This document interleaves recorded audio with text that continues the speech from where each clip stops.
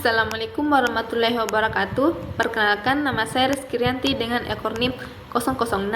Pada kesempatan ini, saya akan mempresentasikan materi tentang keseimbangan pasar barang dan pasar uang atau model ISLM dalam perspektif ekonomi konvensional dan ekonomi Islam.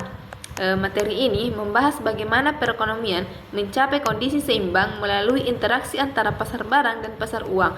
Dalam sistem konvensional, keseimbangan tersebut sangat dipengaruhi oleh suku bunga, sedangkan dalam ekonomi Islam, suku bunga atau riba dilarang, sehingga mekanismenya digantikan oleh sistem bagi hasil dan aktivitas ekonomi yang halal.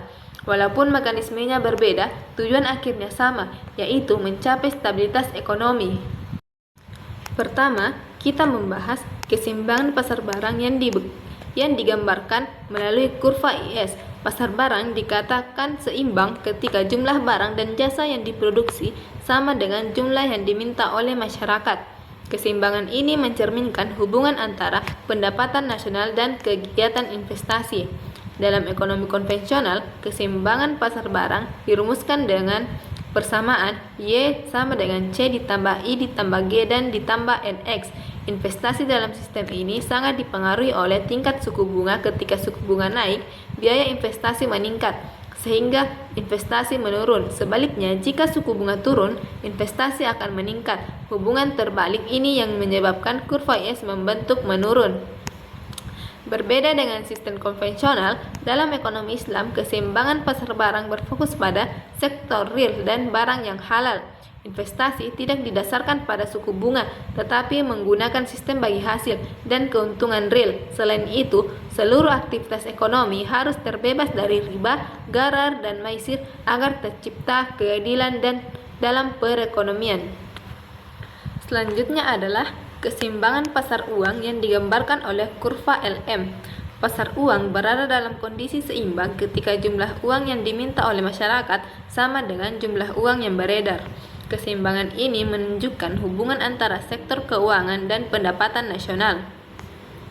Dalam sistem konvensional, permintaan uang dipengaruhi oleh pendapatan dan suku bunga.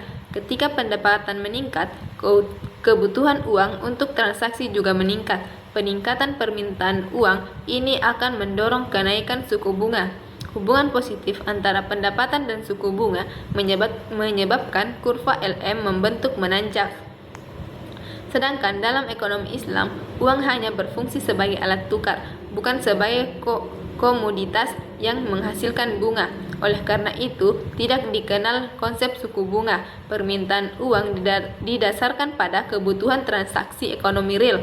Instrumen keuangan yang digunakan antara lain yaitu mudharabah, musyarakah, murabahah, dan ijarah. Materi selanjutnya adalah keseimbangan antara kurva IS dan LM. Pada sistem konvensional, titik pertemuan kurva IS dan LM menunjukkan tingkat pendapatan nasional dan suku bunga yang stabil. Suku bunga menjadi alat utama dalam mengatur investasi dan permintaan uang. Kebijakan fiskal mempengaruhi pasar barang, sedangkan kebijakan moneter mempengaruhi pasar uang. Sedangkan dalam ekonomi Islam, keseimbangan ISLM tetap menunjukkan hubungan antara sektor real dan sektor keuangan, namun tanpa suku bunga. Sebagai gantinya, gunakan tingkat keuntungan real dan sistem bagi hasil. Pendekatan ini menekankan stabilitas ekonomi, keadilan, dan aktivitas ekonomi yang halal. Sebagai kesimpulan, keseimbangan pasar barang dan pasar uang menggambarkan bagaimana perekonomian mencapai kondisi yang stabil. Walaupun sistem konvensional dan ekonomi Islam menggunakan mekanisme yang berbeda, keduanya bertujuan untuk menciptakan stabilitas ekonomi. Dengan memahami keduanya, pendekatan ini kita dapat melihat bagaimana kebijakan ekonomi dijalankan sesuai dengan prinsip yang dianut. Demikianlah materi yang sempat saya sampaikan. Lebih dan kurangnya mohon dimaafkan. Wassalamualaikum warahmatullahi wabarakatuh.